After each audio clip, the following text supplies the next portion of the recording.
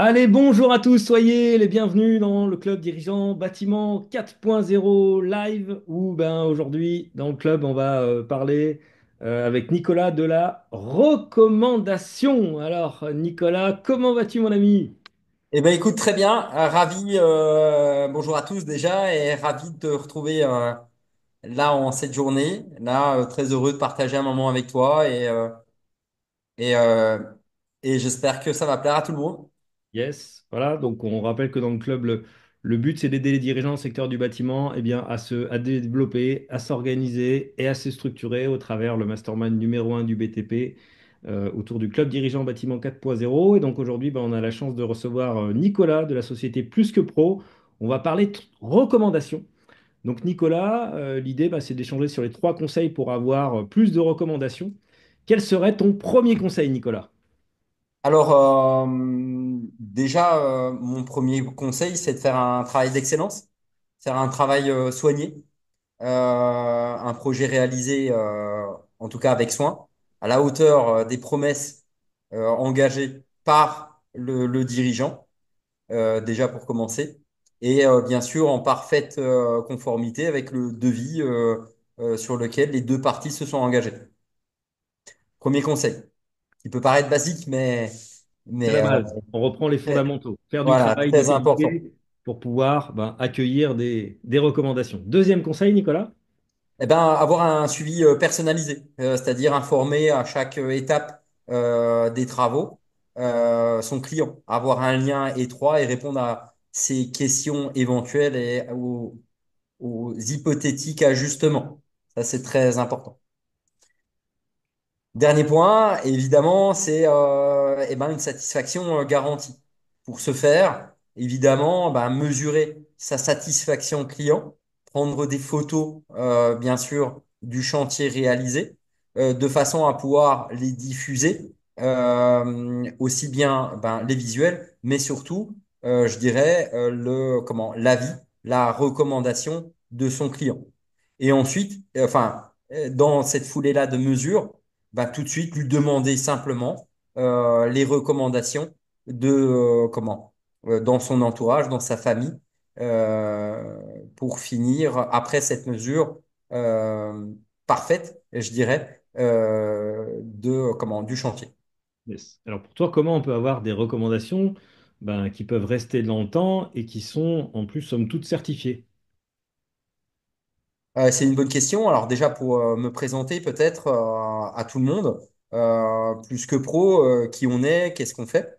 Déjà, on est un label de protection pour le consommateur, excusez-moi, un label de protection et de promotion pour les entreprises méritantes, avec une solution tout en un pour effectivement protéger l'image de nos adhérents, augmenter leur rentabilité et leur faire gagner du temps.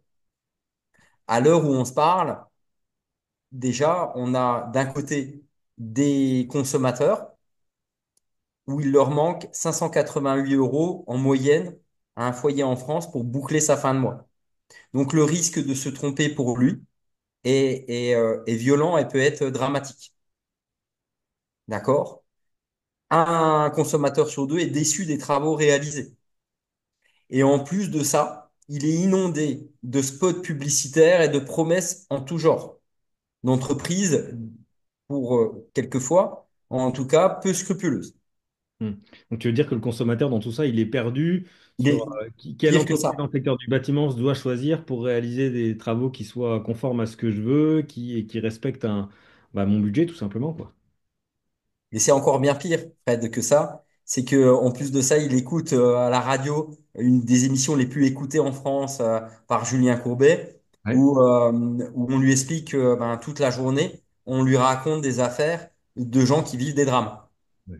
Et s'il n'a pas encore compris ça à la radio, à l'audio, quand il allume la télé sur M6, on lui présente une émission qui s'appelle Arnaque, Ouais, où là, on lui montre cette fois-ci en image tout ce qui peut se passer. c'est Et là, on cauchemar en voit des bâtiment, familles quoi. qui vivent aussi des drames. D'accord? Donc, d'un côté, tu as ça, tu as le consommateur qui est complètement perdu et paumé dans son parcours d'achat.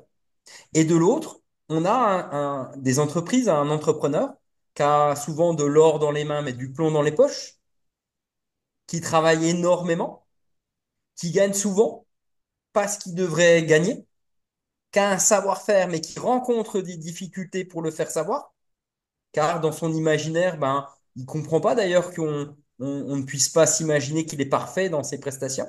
Mm. Tu veux dire par là que quand on fait un travail de qualité, on en est persuadé, mais sauf que ça reste notre sentiment propre et que le consommateur est pas forcément informé de la qualité du travail qu'on peut réaliser et que le perçu se retrouve avec juste dans une relation avec la personne qui fait les rendez-vous, quoi. Ouais, c'est complètement ça. Ouais. Donc les deux parties ont de plus en plus de mal à se comprendre, en fait. Mm. Et donc, notre métier, si tu veux, en quelque sorte, c'est que créer le pont entre les deux pour que, d'un côté, le consommateur n'ait plus peur ou retrouve le goût, je dirais, d'acheter. Et de l'autre côté, eh ben, les entreprises, en tout cas méritantes, aussi, gagnent ce qu'ils devraient gagner. D'accord? Et que les deux se comprennent mieux. C'est ça notre métier, en quelque sorte, avec cette solution tout en un. Voilà. Donc aujourd'hui, moi j'ai une fiche Google. Ça serait quoi l'intérêt pour moi, qui suis dirigeant dans le secteur du bâtiment, d'avoir en plus un site qui est relayé par Plus que Pro? Alors, l'avantage, si tu veux, la fiche Google, déjà, elle n'est pas conforme à la législation européenne et surtout les avis qui en découlent. D'accord? Donc, tu verras aussi des entreprises peu scrupuleuses afficher des volumes d'avis considérables et des notations qui sont très positives. D'accord? Donc ça, on peut écrire tout et n'importe quoi. C'est-à-dire que en quelques minutes, je peux aller sur ta page, Fed, et dire que tu es un bandit, si je le souhaite. Et je peux écrire des pseudos. Donc, à n'importe quel moment, on peut écrire n'importe quoi sur n'importe qui. Hmm. Et là, tu n'es pas ni protégé, enfin, personne n'est protégé d'un acte malveillant aussi. Et donc là, de votre côté, il y a une vérification des avis, c'est ça? C'est ça. Donc, nous, on va mettre des protocoles, on va mesurer, on va contrôler, on va conserver, on va mettre des process là-dedans, on va mettre du process ISO, on va mettre de la technologie pour ancrer aussi comment les avis et les rendre infalsifiables et tout simplement pouvoir aussi les diffuser, les publier en toute sérénité et surtout conformément à la législation européenne et française. Ok, super. C'est-à-dire qu'on ne peut pas publier, faire un screen de n'importe quelle phrase comme ça et publier ça. Ça s'apparente tout simplement à une publicité mensongère et aujourd'hui, c'est même du pénal. Et alors, si moi je suis pas tout à fait au clair sur mon planning d'intervention auprès de mes clients, qu'est-ce que tu pourrais me dire si j'ai justement peur d'avoir des recommandations et peur de de ce qui pourrait en ressortir? Bah déjà, je te dirais, il y a que ce qui se mesure qui s'améliore en fait. D'accord? Donc déjà de mesurer pour voir les axes d'amélioration que peuvent te délivrer tes clients. Ça va être l'acte numéro un. Et si tu es vraiment bon, pourquoi tu aurais peur? Si tu as un savoir-faire, autant le faire savoir, l'industrialiser, le contrôler, le rendre, je dirais, viral et de pouvoir rassurer à ton tour des consommateurs et même augmenter peut-être ton taux de conversion et protéger ta marge, puisque souvent, on dit chez nous que remiser ses CD et prouver ses margés. Donc apporter la preuve à des consommateurs et de sa qualité, mais au-delà de la qualité, de sa transparence. On ne peut pas être parfait sur ses clients de toute l'année, d'accord? Mais par contre, ce que nous souhaitons faire avec notre solution, c'est mettre souvent en avant la majorité satisfaite des clients et, euh, et je dirais, tu sais, sur le web aujourd'hui, c'est surtout les insatisfaits, en France surtout, qui s'expriment. Je vais te donner un autre chiffre. 1,5% des gens s'expriment spontanément sur le web. 1% pour dire du négatif. 0,5 pour dire du positif. Donc, si tu laisses ta e-réputation s'installer, tu risques d'avoir effectivement que les quelques insatisfaits qui s'expriment Donc, tu laisses la voie ouverte à la minorité insatisfaite et la majorité reste silencieuse. Et c'est incroyable dans le bâtiment, les efforts qu'on est obligé de faire pour montrer la qualité de notre travail. Tu le parlais très justement, toutes les émissions qui nous tirent un petit peu dessus, alors que par exemple, quand on regarde le monde de la médecine, ils ne sont pas contrôlés et ils n'ont pas des avis autour de ça. Et nous, on est obligé de faire les efforts pour montrer que, bah, effectivement, on fait un travail de qualité, on apporte satisfaction à nos clients et qu'on peut être recommandé. Donc c'est vrai que bah, ça demande tout ça de l'énergie et ça peut être intéressant effectivement de se faire accompagner.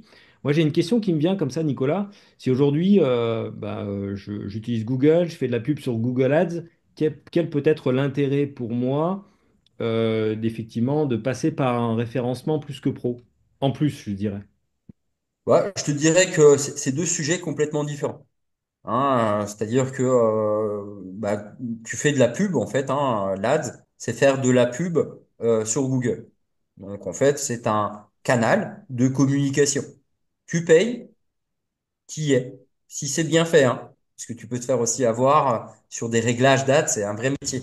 Donc tu payes, qui est, et tu payes si c'est bien fait, et si bah, quand tu payes plus, tu y es plus. Donc tu n'as rien qui va s'installer dans le temps et qui va être durable.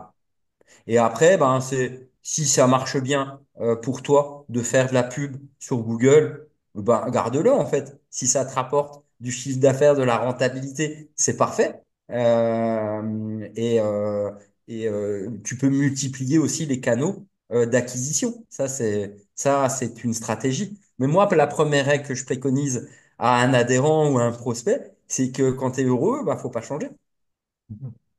Donc c'est une solution supplémentaire pour pouvoir faire en sorte Oui, que ton entreprise soit connue au-delà de ses frontières actuelles et qu'elle puisse apporter encore plus de certitude aux consommateurs pour que les affaires se passent dans des conditions plus cool. je te dirais même que le cocktail Molotov, c'est en réalité, c'est de mélanger les deux. Oh là C'est là. de communiquer sur la preuve et son savoir-faire et de manière certifiée et contrôlée. Là, quand tu fais le combo quand tu additionnes ces deux choses-là, oui, ça peut être très bénéfique. Mais premièrement, c'est d'arrêter les promesses et de mettre la preuve en avant, quoi. C'est vraiment ça, et de l'industrialiser, de le contrôler. C'est ça le plus important. Parce que sinon, bah, tu dépenses vraiment beaucoup d'argent. Et souvent, quand je demande à un prospect, à un adhérent, de son budget de communication, puis je lui demande qu'est-ce que ça te rapporte réellement, Hmm. je vais te dire, dans 80% des cas, il ne sait pas. Ouais. Et donc, bah, c'était ma dernière question, c'est bien, c'est quoi le retour sur investissement chez Plus que Pro en moyenne, bien sûr, puisque... Écoute, le retour sur investissement, tout dépend de l'utilisation, du secteur d'activité, etc. Mais tous nos adhérents qui utilisent la solution ont du retour sur investissement. C'est-à-dire qu'ils augmentent leur rentabilité. Petit 1, ils augmentent tous leur taux de conversion de devis de 5 à 22%. Ça, nous, on teste tout sous huissier de justice. Tous nos adhérents, c'est 5 à 22% de taux de transformation supplémentaire. Donc, on dit à isopérimètre d'effort, hein, tu travailles pas plus, tu travailles déjà mieux. Super. Donc ça va être le premier effet, c'est d'augmenter bah, ton taux de conversion de vie, bah, de prospect en devis aussi, hein, tout simplement, et de devis en commande, en fait. C'est ça le plus important. Et derrière ça, de protéger la marge au travers de la satisfaction client. Hmm. Et après, on a des outils de mesure, nous, en interne, puisque le web a cette particularité de pouvoir tout tracer, tout quantifier. Et donc, on state tout, on mesure tout. Et après, bah, on a quand même plus de 800 témoignages de vidéos de nos adhérents qui attestent bah, du retour sur investissement, mais bien au-delà bah, de ce que ça crée aussi dans les équipes en termes de dynamique, avec tous les outils, le gain de temps qu'on leur fait obtenir aussi. Enfin, d'autres bénéfices au-delà du chiffre d'affaires, qui est un élément fondamental. Mais aujourd'hui, on va bien plus loin que le simple retour en chiffre d'affaires. Super. Bah, écoute, merci Nicolas pour ce moment, c'était très enrichissant. Donc Nicolas, il va Avec partager plaisir. ton lien en dessous de la vidéo si vous voulez prendre contact avec lui. Alors, globalement, Nicolas, Il a des adhérents dans toute la France. Bon, il officie plus particulièrement dans l'est de la France, mais C'est ça. Alors la plus vision précisément, voilà, je suis distributeur plus que pro depuis 7 ans. Et effectivement, j'officie surtout sur le 21 et le 25. Voilà, c'est vraiment mon secteur où je développe mes adhérents. privilégié. Et en plus, ensemble, on a un Voilà. bel événement qui va arriver, Bâti Croissance à Besançon, fin avril, mais on vous en dira plus dans quelques mois. Voilà. Alors, dernier petit mot pour ma couverture. Évidemment, chez Plus que Pro, c'est quand même plus de 300 collaborateurs. C'est quasiment 70 à 80 distributeurs comme moi en France. Donc, rassurez-vous, on essaye de vraiment avoir un panel et une couverture qui se veut être de plus en plus importante pour pouvoir accompagner les dirigeants. Allez, génial. Merci à toi, Nicolas, pour ce moment. Et puis, ben, on se retrouve en 2025 pour de nouvelles aventures. À très vite, Fred, Salut à et tous. Salut, Nico. à Merci. bientôt.